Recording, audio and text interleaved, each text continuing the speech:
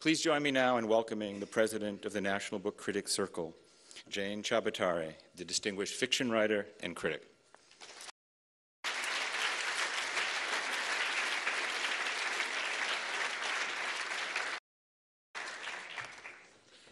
Thank you, Robert.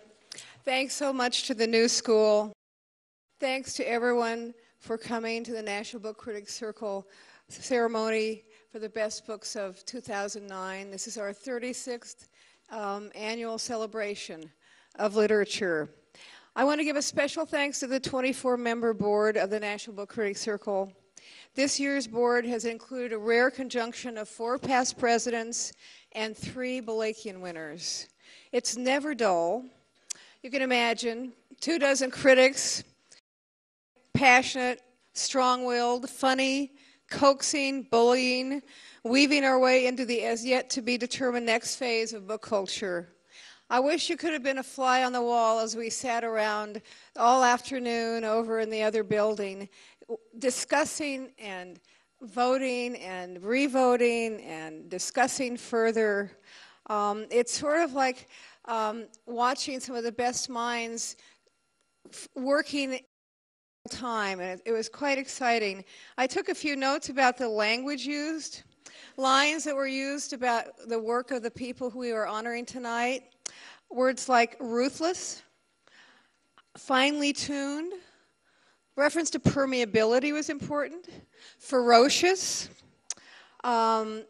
brio, and in one case, like eating fudge. Think about that. You know, over this past year, our focus has shifted toward the next decade in book culture and how we can continue to be a vital organization to our hundreds of members around the country. We are thinking about such paradoxes as the love of books like Jung's The Red Book, which sold out in a $195 edition, coexisting with a general excitement about the coming Apple iPad and how it might transform reading for all of us, not just books, but newspapers and magazines and so forth. We have invited our members to speculate about the future and tell us about the changes they envision in a series we called The Next Decade in Book Culture on Critical Mass, our blog. You can read it at www.bookcritics.org. Beginning next week, we'll run a series of guest posts about adventures in e-reading. We're hearing about Kindles and books and all the rest, and also from members like Roxana Robinson, who has a 6-word blog post I think you'll find provocative. Whatever the technology, the National Book Critics Circle stays true to the vision of our founders, Nona Balakian, John Leonard, and Ivan Sandrof among them, who sat down 36 years ago at the Algonquin Round Table to expand that table to a nationwide conversation among critics. Today we have members, board members, and events in locations throughout the U.S. All are joined together by a passion for books, a commitment to book culture, of democracy, and to promoting quality writing and thinking through literature and criticism. As an organization, the NBCC is skating along the evolutionary edge of book culture, alert to all the changes. We've expanded the capabilities of our blog. We're now podcasting. We're now doing videotapes. We have a Facebook page, and we're involved in Twitter. We're also presenting person-to-person live programs and panels throughout the country, from Iowa City to San Antonio to San Francisco, from the AWP to the BEA, and Pan American Center of World Voices and so forth. But nothing for us takes away from the value the NBCC places on our awards each year and on the literary quality of the books we read and champion. So we gather tonight once again to celebrate the best writing published in English in the U.S. in the publishing year 2009. First, we, however, are conferring 2 awards named after our founding members, Ivan Sandrof and Nona Balakian. I'm going to turn it over to Scott McLamay, the chair of our Bolakian committee, who is going to introduce the winner of our Bolakian Citation for Excellence in Reviewing, Joan, New Yorker. And Scott, by the way, is a Bolakian winner himself. Scott McLamay.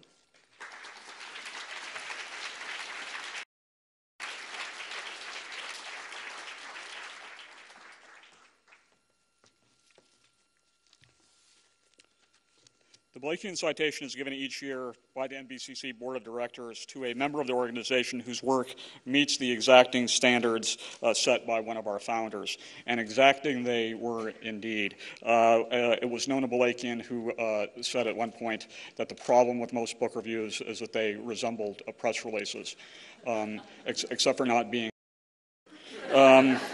And that was, I should add, about 40 years ago, in case anyone gets too nostalgic.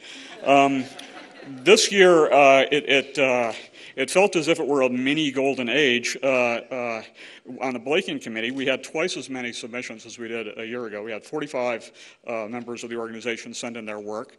With a great deal of effort, we were able to come up with the list of 5 finalists, but that was not easy, and I think I speak for some other people in saying that we probably could have doubled the list of finalists. Among the finalists this time was Michael Antman, William Deresiewicz, and Wendy Smith, and of course the winner, Joan Acocella. At Joan's request, I'm going to forego the exhausting list of books and awards that she's won, and simply note that her wide knowledge of and feeling for the arts, literature among them, brings a great deal to her book criticism, and welcome her to the stage. There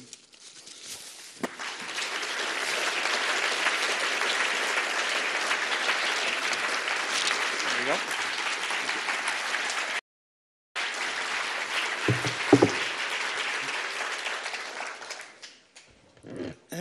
I thank the NBCC and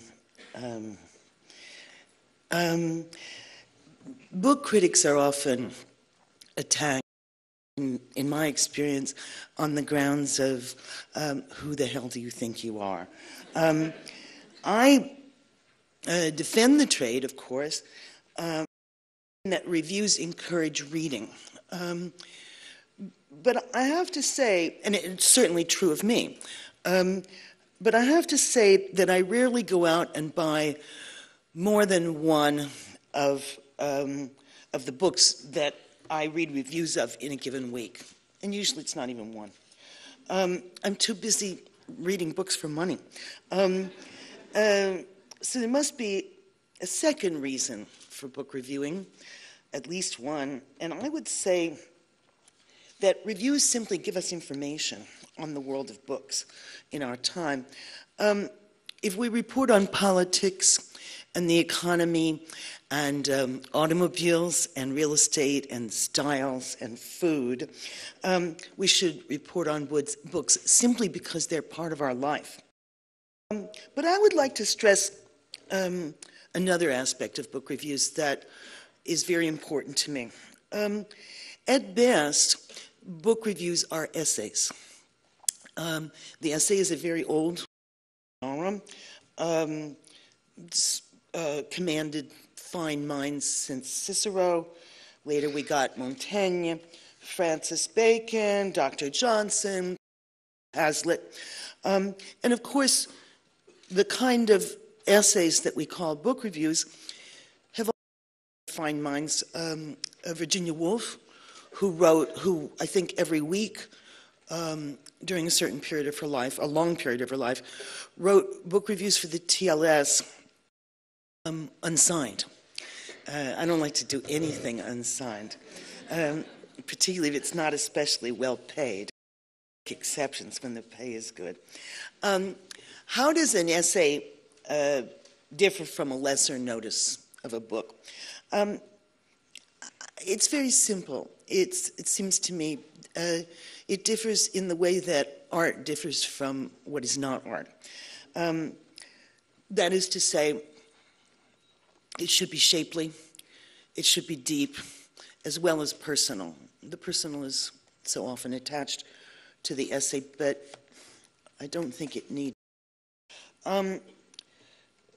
This is perhaps the noblest function of book reviewing, and I think it's what we should aim for, even if we only have 500 words, which I've certainly had in my life, and I'm sure that you have. If we achieve it, our work will be no more in need of defending than a poem or a novel. If you think your situation is tough, consider dance reviewing, which is the other thing that I do. Thank you very much.